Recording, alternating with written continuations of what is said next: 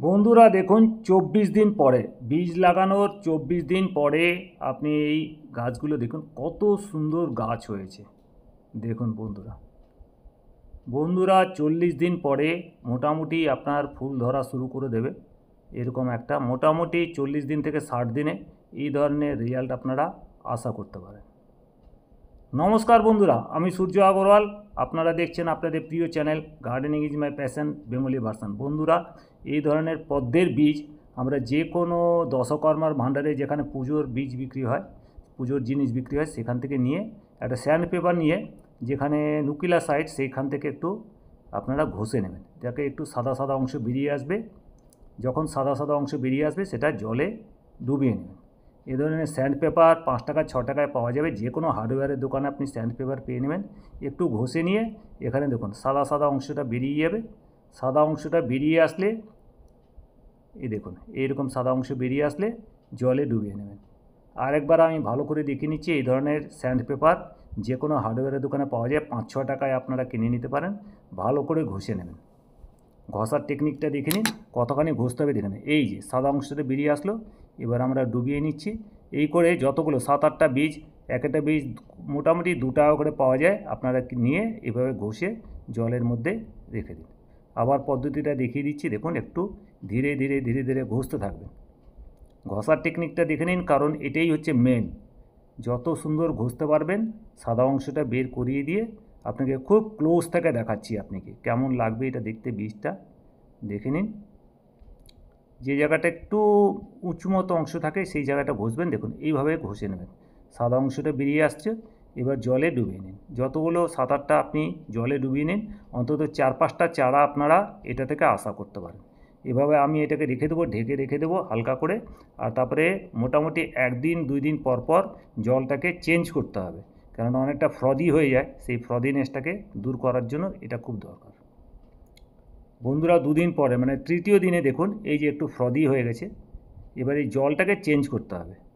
ট্যাপের কাছে নিয়ে গিয়ে জলটা ফেলে দিয়ে পরিষ্কার জল, যে কোনো ট্যাপের জলে আপনারা এটাকে পরিষ্কার করে ধুয়ে নেবেন। দেখুন এই জলটা ফেলে দিচ্ছি। জলটা ফেলে দিয়ে ২-৩ বার ধুয়ে নেবেন ভালো করে, এই ফ্রদিনেসটা যাতে কেটে যায়। এটা পরিষ্কার করে নিচ্ছি, ২-৩ বার এইভাবে করে নেবেন। মোটামুটি ৫ দিনে চারা অঙ্কুরণ হয়ে যায়। দেখুন এটা রেখে দিচ্ছি এখন। এটা কিছু দিয়ে একটা জালির মতো জিনিস দিয়ে ঢেকে নেবেন, যাতে হাওয়াটা চলাচল করতে পারে। এই যে জলটা ভরে এখন আমি এটাকে রেখে দিচ্ছি এক জায়গায়, যে কোনো জায়গায় রেখে দেবেন। রেখে একটা দেখুন এটা আটা চালার চালনি, এটা দিয়ে আমি ঢেকে দিচ্ছি যাতে হাওয়াটা পাস করতে পারে। এবার দেখুন ঢেকে নিচ্ছি। এরপরে ২ দিন পরে দেখাচ্ছি। বন্ধুরা, আজকে ৫ম দিন, আরেকবার জল চেঞ্জ করব। দেখুন মোটামুটি দেখুন এখানে অঙ্কুরণ শুরু হয়ে গেছে। ২-৩টে বীজ অঙ্কুরিত হয়ে গেছে। এটাকে আবার আজকে জলটা পরিষ্কার করে নেব। এই ফ্রদিনেসটা কেটে যাবে। এরপরে আপনি ২-৩ দিন পর পর জলটা চেঞ্জ করতে গেলে, যখন চারাটা একটু বড় হয়ে যাবে, তখন আমি দেখাচ্ছি আপনাকে কিভাবে এটা বসাবেন গাছটা। এটা খুব গুরুত্বপূর্ণ। আগে জলটাকে পরিষ্কার করে নিই একটু। এই যে দেখুন এইভাবে ২-৩টে বীজ অঙ্কুরিত হয়েছে। এই বীজ সহজেই দশকর্ম ভাণ্ডারে পাওয়া যায়, পুজোতে লাগে। এটাকে আমি রেখে দিচ্ছি।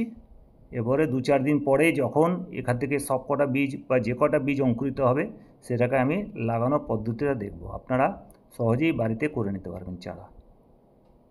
এটাকে ঢেকে রেখে দিচ্ছি। এরপরে চারাটা একটু বড় হোক, তারপরে আমি আপনাকে বাদবাকিটা দেখাচ্ছি। বন্ধুরা, এটা হচ্ছে ৯ম দিন। এবার দেখুন আমি একটা বাউল নিয়েছি, সেটাতে আছে পুকুরের একটু পাঁক নিয়েছি। পুকুরের পাঁক থাকলে ভালো, তার সঙ্গে আমি 20% ভার্মি কম্পোস্ট মিশিয়ে নেব।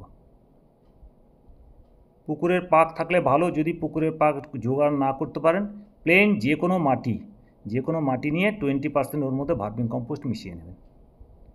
এরপরে বসানোর টেকনিকটা দেখে নিন। ভালো করে এটা মিশিয়ে নিচ্ছি আমি ভালো মতো। এই পাঁকের সঙ্গে ভার্মি কম্পোস্ট মিশিয়ে নিচ্ছি।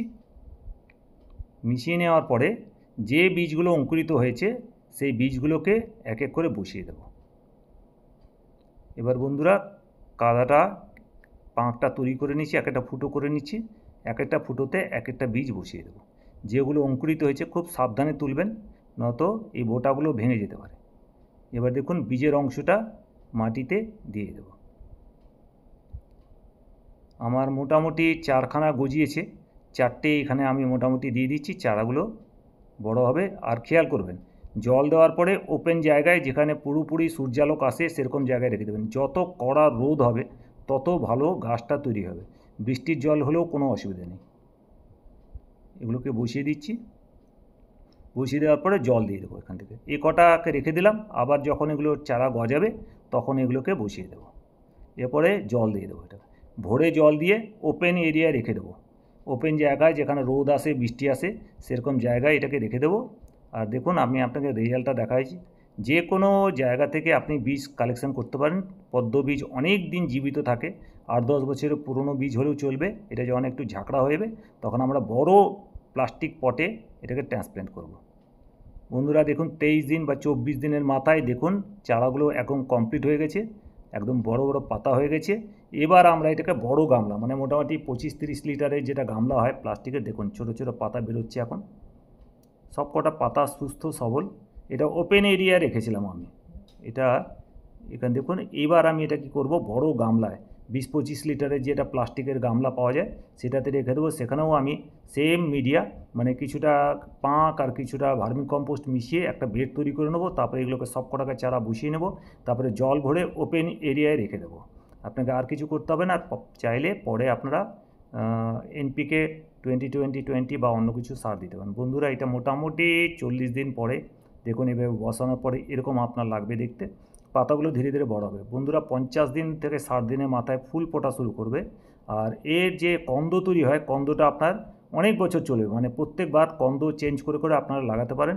বীজ যদি না থাকে, কোথা থেকে শেকড় বা কন্দ যদি পান, কন্দ থেকেও কিন্তু খুব সহজে, টিউবার যাকে বলে, টিউবার থেকেও আপনারা লাগিয়ে দিতে পারেন। আর এই পদ্ম কিন্তু লাগানো খুব সহজ, বা বাজারে রেডিভাবে কিনতে পাওয়া যায়, সেটাও আপনারা কিনে আনতে পারেন। এক একটা পট এরকম 200-250 টাকায় পাওয়া যায়, উইথ গাছ, পুরো রেডি গাছ পাওয়া যায়। আপনারা চাইলে সেটাও লাগাতে পারেন। অনেক ধরনের পদ্ম হয়, বিভিন্ন কালারের, বিভিন্ন শেপের, প্রত্যেকটা আর আইডিয়া আলাদা আলাদা আছে। সেই হিসাবে দেখে আপনারা পদ্ম লাগাতে পারেন। লাগানোটা খুব সহজ। আর সার হিসাবে এনপিকে বা 10-26-26 বা ডিএপি একটা কাগজের প্যাকেটে নিয়ে কিছুটা দিয়ে 10-20 গ্রাম দিয়ে মাটির মধ্যে পুঁতে দেবেন। তাহলেই কিন্তু আর কিছু আপনাকে দিতে হবে না, আর খুব একটা কোনো কেয়ারিং দরকার হয় না। আশা করি ভিডিওটা ভালো লেগেছে। ভালো লাগলে লাইক করুন, শেয়ার করুন, চ্যানেলে নতুন হলে সাবস্ক্রাইব করুন। ভিডিওটা দেখার জন্য অনেক অনেক ধন্যবাদ।